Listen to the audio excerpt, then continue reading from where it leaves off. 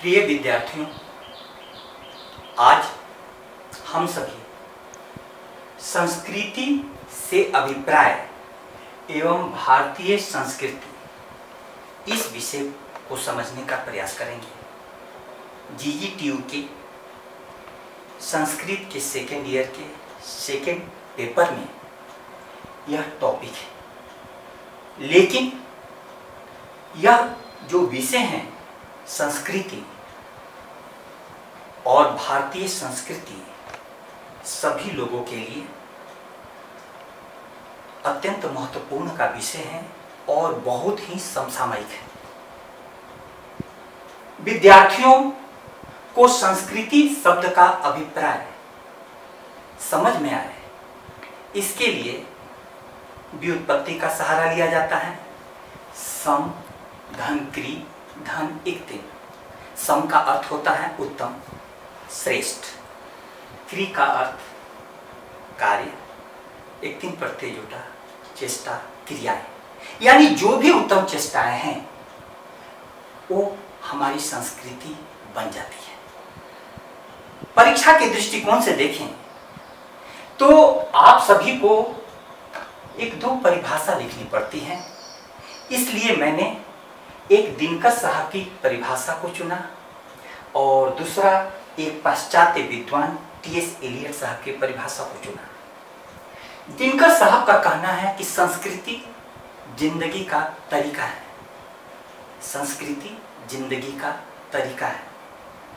आगे भी उन्होंने कहा है, परिभाषाएं आप याद कर लेंगे, लेकिन इतनी लाइन महत्वपूर्ण है। यह जिंदगी का कौन सा तरीका है जो संस्कृतियों में अंतर कर देती है। आप सभी बोलचाल की भाषा में भारतीय संस्कृति, पाश्चात्य संस्कृति ऐसी शब्दावली का प्रयोग करते हैं। सभी जगह यह आरोप लगाया जाता है कि पश्चिम की संस्कृति का प्रभाव हमारे देश पर बहुत ज्यादा पड़ता जा रहा है, जिसके कारण कई विकृतियां आ रही हैं। तो यह जीने का तरीका अलग होगा, तभी उस संस्कृति और इस संस्कृति में अंतर है। एक और परिभाषा ले लें एलियट साहब का कि किसी जाति अथवा राष्ट्र की वे चेष्टाएं जो उसे विशिष्टता प्रदान करती हैं। फिर से सुने, किसी जाति अथवा राष्ट्र की वे चेष्टाएं जो उसे विशिष्टता प्रदान करती हैं, एलियट साहब ने परिभाषा दी। अब आप तक यह बात पहुंचे, इसके लिए मुझे एक छोटी सी कहानी का सहारा लेना पड़ेगा। आप ऐसा मत सोचिएगा कि भारत में जो कोई भी रह रहे हैं वे भारतीय संस्कृति के प्रतिनिधि हैं और पश्चिम में जो रह रहे हैं वे पश्चिमी संस्कृति के प्रतिनिधि हैं। नहीं, कदापि ऐसी बात नहीं है, क्योंकि उनकी सोच निर्धारित करेगी कि कौन भारतीय संस्कृति का प्रतिनिधि है और कौन पश्चिमी संस्कृति का प्रतिनिधि है। इकबाल साहब ने बहुत खूब फरमाया है, उनका प्रसिद्ध शेर है कि यूनान, मिस्र और रोमा सब मिट गए जहां से, अब तक मगर है बाकी नामो निशा हमारा। कुछ बात है कि हस्ती मिटती नहीं हमारी, सदियों रहा है दुश्मन दौरे जहां हमारा। भारत पर कई आक्रमण हुए, प्राचीनतम इस संस्कृति पर कई झंझावात आए। जो भी तूफान आए उन तूफानों को भारतीय संस्कृति ने गुजर जाने दिया और वे तूफान भारतीय संस्कृति पर पड़ी हुई धूल को कुछ साफ कर गए। भारतीय संस्कृति और निखर करके आ गई। तो कौन सी बात है? तो इकबाल साहब आगे फरमाते हैं कि इकबाल कोई मरहम अपना नहीं जहां में। मरहम माने भेदी। इकबाल कोई मरहम अपना नहीं जहां में, क्या किसी को मालूम दर्द निहा हमारा। हमारी आंतरिक पीड़ा क्या किसी को मालूम है। तो कौन सा मर्म है, वो कौन सा भेद है, वो कौन सा रहस्य है कि सारी संस्कृतियां यूनान, मिस्र, रोमा सब मिट गई। लेकिन भारतीय संस्कृति आज तक कायम है और उत्तरोत्तर बढ़ती जा रही है। इस पर गौर फरमाइए, आपकी बात समझ में आ जाए, आपको मेरी बात समझ में आ जाए, इतना मेरा अभिप्राय है, तब संस्कृति का अभिप्राय पूर्ण हो जाएगा। एक छोटी सी कहानी है। दधीची ऋषि का नाम आपने सुना होगा। दधीची ऋषि को राजा इंद्र ने आदेश दिया था कि अश्विन कुमारों को ब्रह्म विद्या का ज्ञान आप नहीं देंगे, लेकिन राजा इंद्र के आदेश का उल्लंघन करके उन्होंने अश्विन कुमारों को ब्रह्म विद्या का ज्ञान प्रदान कर दिया। इससे राजा कुपित होकर दधीची ऋषि का सिर काट कर ले गए। इसके बाद अश्विन कुमारों ने अपनी विद्या के प्रताप से उनका सिर जोड़ दिया और वे अश्वशिरा कहलाए। घोड़े का सिर, अश्व का सिर, अश्वशिरा कहलाए। उसी दधीची ऋषि के पास जिनका सिर इंद्र ने काटा था, देवताओं के साथ आते हैं इस निवेदन के लिए कि राक्षसों से हम लोगों की जान को खतरा है, हमारी रक्षा कीजिए। वृत्रासुर नाम का एक राक्षस देवताओं के लिए बहुत बड़ी चुनौती बन गया था। दधीची ऋषि ने कहा कि मैं क्या सहायता कर सकता हूं। देवताओं ने कहा कि आपके हड्डी से बनाए अस्त्र से ही वृत्रासुर मारा जाएगा। दधीची ऋषि की सोच देखिए, जिंदगी का तरीका देखिए। उन्होंने कहा कि मैं समाधि में बैठ जाता हूं, ऐसे किसी पशु को बुला दो जो हमारे ऊपर का भाग सारा चाट जाए और हड्डी बच जाए, उससे तुम अस्त्र बना लेना। उसी अस्त्र से वृत्रासुर राक्षस मारा गया। दिया अस्थि देकर दधीची ने, शिवी ने अंग कतर कर, हरिश्चंद्र ने कफन मांगते हुए सत्य पर अड़कर, ईसा ने संसार हेतु सूली पर प्राण गवाकर, अंतिम मूल्य दिया गांधी ने 3 गोलियां खाकर। आखिर क्यों कोई अपने जीवन का मूल्य प्रदान कर देता है? यह कौन सी जिंदगी की सोच है, यह कौन सी जिंदगी का तरीका है कि जिस व्यक्ति ने उनका सिर काटा, उसी व्यक्ति की जान बचाने के लिए उन्होंने अपने शरीर हड्डियां तक दे दी। यही संस्कृति भारतीय संस्कृति को अनुपम बनाती है, विशिष्ट बनाती है, जिसकी ओर इकबाल साहब इशारा कर रहे हैं। इकबाल, कोई मरहम अपना नहीं जलाने, क्या किसी को मालूम दर्दे निहा हमारा। हम लोग अपना सर्वस्व दान देकर भी इस पूरे जीवन और जगत की रक्षा करना चाहते हैं, क्योंकि जो ज्योति यहां पर उदित हुई है, उस ज्योति के आलोक में हमने यही पाया है। इसलिए इन दोनों परिभाषाओं के आलोक में इस छोटी सी कहानी से आपकी समझ में संस्कृति का अभिप्राय आया होगा। ये दोनों ही भारत में ही जन्मे, दधीची हो, इंद्र हो, लेकिन दोनों की सोच में अंतर है। इसीलिए जब कभी भी भारतीय संस्कृति की बात हो तो भारतीय संस्कृति का मतलब आप यह लेंगे कि कौन से सोचने का तरीका है, उनकी वे ऑफ थिंकिंग क्या है, वे किस हिसाब से जीवन को परिभाषित करते हैं, जिनके कारण वे दूसरों से अलग हो जाते हैं। तो भारतीय संस्कृति को की विशेषताओं में अनेक बिंदु दिए गए हैं, लेकिन 2 विशेषताएं आपके सामने में मैं रखना चाहूंगा ताकि आपको स्पष्ट हो सके कि वे विशेषताएं भारतीय संस्कृति को अनूठा स्वरूप प्रदान करती हैं। एक है धर्म प्रधान, धर्म की प्रधानता। अब आजकल धर्म विवाद का विषय बन गया है। आप सोचते होंगे हिंदू धर्म, मुस्लिम धर्म, ऐसा नहीं। धर्म का भारतीय संस्कृति परिभाषा करती है जो तुमको धारण करे। जैसे वृक्ष को धारण करने वाला उनकी जड़ें होती हैं, जड़ें भूमि में होती हैं, जितना ही जड़ें भूमि के अंदर जाती हैं उतना ही वृक्ष ऊपर आकाश को चुमता जाता है। उसी प्रकार से हम कोई शिक्षक हैं तो उसके पढ़ाने की प्रवृत्ति, ज्ञान की प्यास उसे धारण करेगी। उसकी जड़ें जितनी गहरी जाएंगी उतना ही शिक्षक आकाश को चुम लेगा। हर व्यक्ति का अपना अपना कर्म है। जो कोई भी कर्म हो वो आपका धर्म हो गया।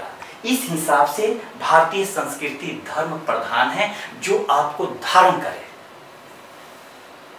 अब इस धर्म प्रधानता के कारण आप देखिए, जीवन को ध्यान से देखिए, आप अपने व्यक्तित्व पर ध्यान दीजिए तो हमारे व्यक्तित्व में 3 चीजें हैं।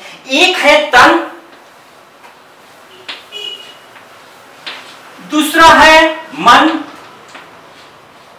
और तीसरा है आत्मन।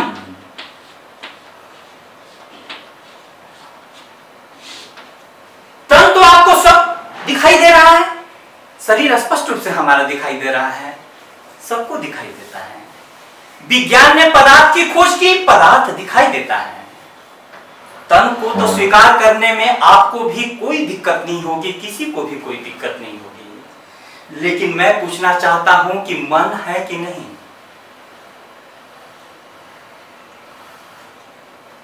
आप क्या कहेंगे? मन दिखाई नहीं देता है लेकिन महसूस तो होता है। आप कहते हैं कि आज पढ़ने का मन नहीं है, आज घूमने का मन है, आज इस बात का मन है, उस समय मन महसूस होता है। तन दिखाई देता है, मन दिखाई नहीं देता है। अब आपसे प्रश्न पूछता हूं कि तन ज्यादा मजबूत है कि मन? तो यदि आप कहेंगे कि सब तन दिखाई देता है, तन के पास ज्यादा शक्ति है, मैं कहता हूं कि यदि आपका मन कर गया यहां से कहीं जाने का तो तन को आप नहीं रोक पाएंगे। मन ज्यादा शक्तिशाली है, इसीलिए मन का आप महत्व देखिए। भारतीय संस्कृति ने व्यक्ति को मानव कहा है, मानव। सिर्फ भारतीय संस्कृति है जिसने यह शब्द दिया, मानव। इंग्लिश में व्यक्ति के लिए शब्द है human, HUMAN, human. Human humus से बना है, ह्यूमस माने मिट्टी। अरबी में शब्द है आदम, अरबी में शब्द है आदम। आदम माने भी मिट्टी। मनुष्य को के तन को मिट्टी मानते हैं। व्यक्तित्व को हमारे तन प्रमुख है, इन्होंने ह्यूमन कहा, दूसरे ने आदम कहा। लेकिन भारतीय संस्कृति अनूठी है, उसने मन कहा। इसीलिए मानव शब्द भारतीय संस्कृति की अद्भुत देन है। अब यह अद्भुत देन क्या क्या कमाल दिखाएगी आप थोड़ा देखिए। मन का एक सिरा तन से जुड़ा हुआ है, दूसरा सिरा आत्मा से जुड़ा हुआ है। यह एक तरफ आकाश को, एक तरफ पृथ्वी को छूता है, दूसरी तरफ आकाश की ऊंचाइयां भी छूने में समर्थ है। अब यह मन यदि आपको आत्मा की ओर ले जाए तो सोचिए कि आप भारतीय संस्कृति की ओर उन्मुख हो गए। और यदि मन सिर्फ तन की ओर कंसंट्रेट कर दे तो एक श्लोक है, आहार निद्रा भय मैथुनम च समान में तत् पशुभिर नराणाम। आहार निद्रा भय मैथुन, सारे पशुओं के पास तन है, मनुष्य के भी पास है, सब में है। हर व्यक्ति को भोजन करना पड़ता है, हर व्यक्ति को नींद आती है, हर व्यक्ति को भी डर लगता है। कोरोना का डर कितना व्यापक हो गया है। हर व्यक्ति अपनी संतति को आगे बढ़ाता है। लेकिन यह सिर्फ तन पर ध्यान गया तब इतना सब बराबर है, लेकिन मन पर ध्यान गया, आत्मा की ओर उन्मुख हुए तो अगली लाइन है, आहार निद्रा भय मैथुनम च समान में तत् पशुभिर नराणाम धर्मो हि तेषाम अधिको विशेषो धर्मेण हीना पशुभिः समाना। धर्म मनुष्य की सृष्टि है। किसको अपने प्राण प्रिय नहीं होते हैं? हर को अपना प्राण प्रिय होता है। भगत सिंह को भी अपना प्राण प्रिय था, लेकिन भगत सिंह ने फांसी के फंदे को चुमा। क्यों? क्योंकि उसने कहा कि स्वतंत्रता की बेड़ियों में जीने की अपेक्षा है फांसी के फंदे को चुमकर स्वतंत्रता की अलग जगह जाना। स्वतंत्रता की अलग जगह जाना, तो उन्होंने स्वतंत्रता रूपी मूल्य के लिए अपने प्राणों की बलि चढ़ा दी। इसको कहते हैं धर्म। धर्मो ही तेसाम अधिको विशेषो। आज भी आप कोरोना काल में देखेंगे तो कई लोग अपने जीवन की सारी संचित संपत्ति दान कर दे रहे हैं, अपने प्राण तक दान कर दे रहे हैं। डॉक्टर, पुलिसकर्मी, सेवाकर्मी, नर्सिंग कर्मी, कई प्रकार के लोग, कई शिक्षक दिल्ली में मर गए। क्यों? क्योंकि सेवा रूपी मूल्य को उन्होंने अपने जीवन से ज्यादा महत्व दिया। इसीलिए भारतीय संस्कृति धर्म प्रधान है। अब दूसरी बात आओ, अध्यात्म प्रधान। अध्यात्म प्रधान का क्या मतलब आप समझते हैं? मैंने कहा कि व्यक्तित्व में तीनों चीजें हैं, तन, मन, आत्मा। आप ज्यों ही आत्मा को, यदि इसको प्रमुख आप मानते हैं, तब आपके जीवन की परिभाषा कुछ और हो जाएगी। ईट, ड्रिंक एंड बी मेरी। खाओ, पियो और मौज करो, क्योंकि इसके बाद शरीर चला जाएगा तो कुछ तो होना तो है नहीं, खत्म हो जाएगा शरीर। तो यावत् जीवेत सुखम जीवेत ऋणम कृत्वा घृतम पिबेत भस्मीभूतस्य देहस्य पुनरागमनः कुतः। जब तक जियो सुख से जियो, ऋण काट कर घी पियो। इसीलिए भारतीय धरती पर यदि नीरव मोदी, मेहुल चौकसी, विजय माल्या, नितिन सदेसरा जैसे लोग रुपये लेकर बाहर भाग जाते हैं और ऐश मौज करते हैं, तो कदापि मत मानिएगा कि भारतीय संस्कृति के हिस्सा है। वो इस संस्कृति के हिस्सा है जो खाओ पियो और मौज करो में विश्वास करती हैं। तो आपको आत्मा को यदि मानिएगा स्वयं के व्यक्तित्व में आत्मा की प्रधानता, तो भारतीय संस्कृति मानती है कि हमारी आत्मा, आपकी आत्मा, सबकी आत्मा एक है, क्योंकि यह परमात्मा का अंश है। परमात्मा का अंश है। और परमात्मा का क्या गुण है? ओमनीपोटेंट, ओमनीसाइंट, ओमनीप्रेजेंस, सर्वशक्तिमान। परमात्मा यदि सर्वशक्तिमान है तो हम में भी सर्वशक्तिमान का बीज मौजूद है। परमात्मा यदि सर्वज्ञ है तो हम में भी वह बीज मौजूद है, लेकिन छुपा हुआ है। इसीलिए स्वामी विवेकानंद कहते हैं कि इस जगत के सबसे अद्भुत पुरुष महात्मा बुद्ध और एक छोटे से अमीबा में अंतर सिर्फ मैनिफेस्टेशन का है। महात्मा बुद्ध ने अपने अज्ञान की सारी परतें हटा दी, जबकि अमीबा में सारा आवरण पड़ा हुआ है। तो आत्मा आध्यात्म प्रधान संस्कृति इसकी अनूठी विशेषता है। और आत्मा कहती है कि आत्मा का अर्थ आप क्या समझते हैं? नैनम छिन्दन्ति शस्त्राणि नहीं, नैनम दहति पावक नहीं। टोक देता है कदम जब भी गलत उठता है, ऐसा लगता है कि कोई मुझसे बड़ा है मुझ में। आग है, पानी है, मिट्टी है, हवा है मुझ में, फिर मानना पड़ता है कि खुदा है मुझ में। हमारी अंतरात्मा की आवाज आती है हर स्थिति में, उसको सुनने का प्रयास कीजिए। अब आपको समझ में आ गया होगा कि संस्कृति से अभिप्राय उत्तम चेष्टाएं। और भारतीय संस्कृति अद्भुत इसलिए है कि धर्म की प्रधानता देती है और अध्यात्म की प्रधानता देती है। सारी चीजें पुस्तकों में लिखी हुई हैं। पुस्तकों से इतर जो बातें थी उसको पृष्ठभूमि में मैंने आपको बताया, ताकि पुस्तक पढ़ते समय आपको सारी बातें समझ में आ जाए। बहुत बहुत धन्यवाद। कोई प्रश्न हो तो आप पूछिएगा जरूर, इससे मैं स्वयं भी पढ़ाने की सार्थकता महसूस करूंगा।